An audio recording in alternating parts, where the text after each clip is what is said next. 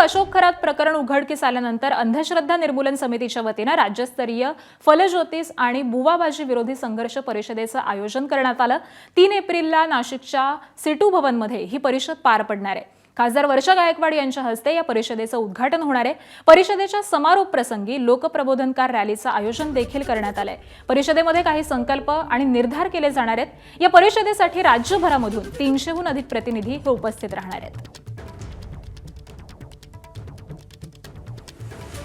म्हणून महाराष्ट्र अंधश्रद्धा निर्मूलन समितीच्या वतीने 3 एप्रिल 2026 रोजी नाशिकमधील खुटवडनगर येथील सिटू भवनामध्ये फलज्योतिष आणि बुवाबाजी विरोधी संघर्ष राज्य परिषद आयोजित केलेली आहे। या परिषदेचे उद्घाटन खासदार वर्षाताई गायकवाड करणार आहेत। समारोपासाठी ज्येष्ठ साहित्यिक विचारवंत उत्तम कांबळे असणार आहेत।